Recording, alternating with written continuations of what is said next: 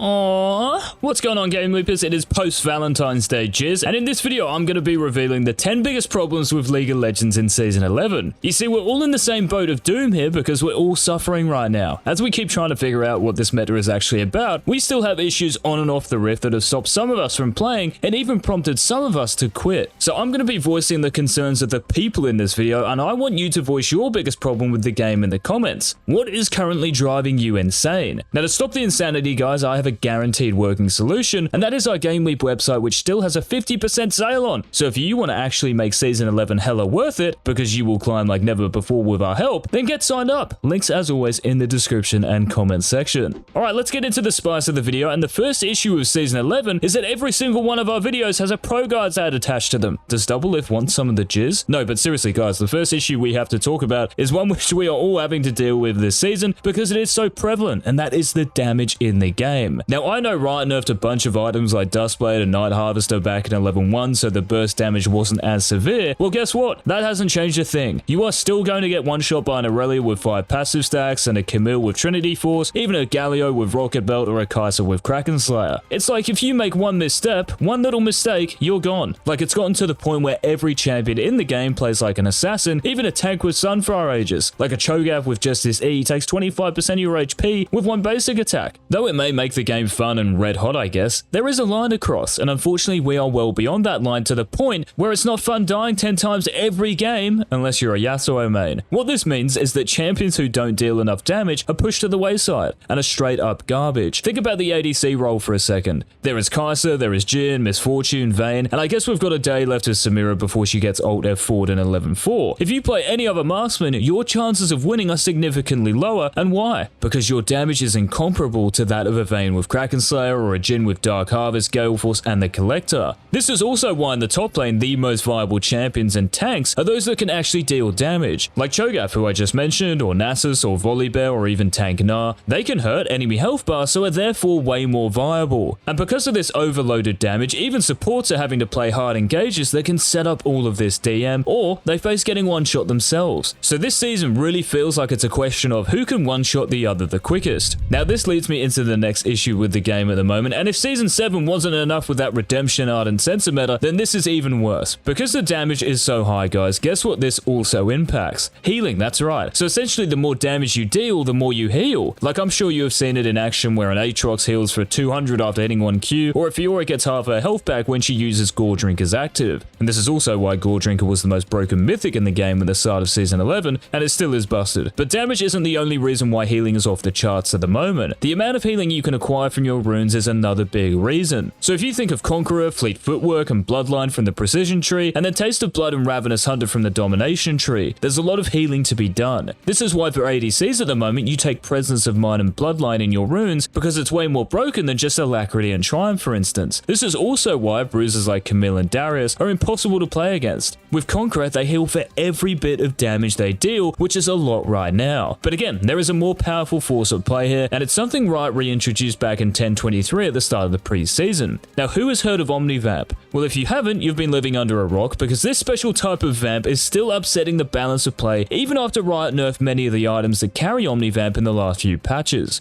Now, Omnivamp means you heal from all forms of damage. So damage via your basic attacks, your abilities, and true damage. Ravenous Hydra, for example, used to give 15% Omnivamp, which again was why Aatrox and Olaf were cutting shapes. On top of all this, Omnivamp also exists in runes, and 2 we've already mentioned, so Conqueror and Ravenous Hunter. So if you play a champion that deals damage and can stack this absurd amount of healing, you are at a massive advantage. And guys, this continues into the next problem we all face with Season 11 League. And by the way, if you are enjoying this video, let the crew and Jizz know by dropping a like down below. So yeah, this problem is a by-problem, if you like, of the damage and healing issues. You see, what happens in the game when 2 forces are so strong is that it streamlines our choices. In other words, diversity is wiped completely out of the game, and this is why I haven't touched my beloved AP Shaco for months, because he doesn't deal damage and he doesn't heal. Like, who can remember back in the day with the old rune and mastery system when you could pretty much create your own champion and playstyle because the runes and masteries allowed you to do so? There was creativity and diversity. Well, in Season 11, you can't play anything unique because you suck. Riot wants you to play your own champion a certain certain way, so you have to play it that way or risk getting demoted to Iron 4. That's how it works. It's ironic as well because champions like Diana and Zed, who are meant to be assassins, in some matchups are forced to play like a Bruiser with Conqueror and Ravenous Hunter to compete. And this leads me into the fourth issue we all face with League at the moment, guys, and this is the fact that it should be called League of Mythics. If your champion synergizes well with the new mythic items, then good for you. You're going to be a happy chappy. But if your champion grimaces at the new items in the shop, then you are probably one of those players who has stopped playing the game. So the damage, the healing, and the runes have made the game that linear recently, well, so have the new items. I mean, the fact that Master Yi's are building Dustblade sums it up, and until this patch 11.3, Talon and Kha'Zix players were building Gore Drinker. This is most prevalent though in the bot lane, where there is a massive disparity between champion item power spikes. For instance, if you take a Samira with Shield Bow and a Caitlyn with Gale Force, Samira stomps that Caitlyn. If you take a Vayne with Kraken Slayer and a Varus with Dustblade, Vayne destroys that Varus every single time. So if your champion can make better use of a broken item than another champion, you are going to win more games by default. And this has always been the case, don't get me wrong, but nowhere near as bad as it is right now. Now, thankfully, Riot have said that one of their goals this season is to work on the foundations of the game so we can enjoy a more level playing field, so let's hope that happens a lot sooner rather than later. Now, the next problem every single one of us faces is probably the most frustrating in-game problem out there. Now, how many of you have wanted to take the balance team to the cleaners for allowing Dustblade to grant a champion invisibility? I know I have, and I'm still thinking about it, to be honest. So if you want to storm the gates of Rito with the jizz, let me know in the comments. But the counterplay in the game this season, guys, seems to be as close to zero as it's ever been. So the issues we just mentioned caused some of this zero counterplay, the damage, healing, and all that, but there were also some champion mechanics and item mechanics still in the game that decrease its depth and overall satisfaction. Now, there are two in particular I want to take aim at here. The first one is indeed the Dustblade invisibility. Like, who on God's green earth thought it would be a good idea to put invisibility into an item? Like, how is that any fun? No doubt you guys have seen clips of Pikes and Master Yi's and Kha'Zix's penta-killing teams while being invisible for the whole fight. It's just cracked. That's what it is. And the fact this is still in the game after a few months, well, guys, it just baffles me. It really does. And the other item mechanic in the game that is unhealthy is Gale Force's active. And you might say, but Jizz, how am I meant to play Jhin and Misfortune without it? Well, maybe like you had been doing for all the other seasons. You know, that's always been the trade-off for mobile AD carries. You might not be as slippery as a Vayne or a Kai'Sa, but you bring something else to the table. You have amazing team fighting ultimates, you are great in lane, and yes, if you get caught, you're most likely dead, but that's the balance of it. You can't have everything, you silver spooners. Well, it feels as if Jhin and Misfortune do have everything, and as a result, yeah, there just isn't much counterplay. Right now, we also have to talk about an issue that is related to the counterplay issue, and that is mobility. I swear, every champion this season has a dash or an invis or a movement speed buff. It's like there's 10 Roadrunners on the Rift. Meep. Now, this is also unhealthy for the game because if you're a champion without a gap closer and legit mobility, like Veigar or Aphelios, you're down in the dumps. You are free food for the Roadrunners out there. Like in most games, it seems as if every champion has a NOS button. Even mages who are typically heavy-footed now have a movement speed passive in Luna's Tempest, and next patch in 11.4 will get access to permanent movement speed via Cosmic Drive. Prowler's Claw as well adds another mobility dynamic to the game, if you can call it that, as does the increased MS in the new Shirelles, and the best of all is the Stridebreaker Mythic. Not only does it have a gap closer, it also gives the user movement speed and slows the target champion. It's a 3-in-1 wombo combo from Riot Games. You know, it sounds like one of those McDonald's ads. I mean, in the bigger picture, guys, it's no surprise that Uda and Skarner are the highest win rate champions at the moment, and Stridebreaker Darius is still banned non-stop. Now, these next 4 problems, guys, are just as massive, and we're about to power through them, but before we do, it is the Jizz's last friendly reminder to sign up to the GameLeap website for exclusive access to our Challenger tier courses, guides, videos, analyses, like we have it all, including the best icon in the market. So go make use of the 50% sale. This is not going to last forever. Links down below. Now, every new champion that comes out, right, for sure, it's exciting, and most of them add something new to the game, and it's a healthy challenge to learn and understand what the new champion is all about. But it would make my job a lot easier and everyone else's, especially those of us who only play League on a casual basis, if we didn't have to read a manifesto to know what the new champ's Q does. Like, you read one paragraph and you're like, oh, okay, that makes sense, and another paragraph pops up talking about some secret passive or something, and you're back in cuckoo land. It would be nice every once in a while to know how to play and how to play against a new champion without having to spend hours reading about them. Now, this next issue could be the biggest out of them all, and that's what the Jizz was last night, and this problem is the matchmaking. Now, it has improved a little bit, but players in Gold 4 are still getting Silver 3 3s against gold 3s,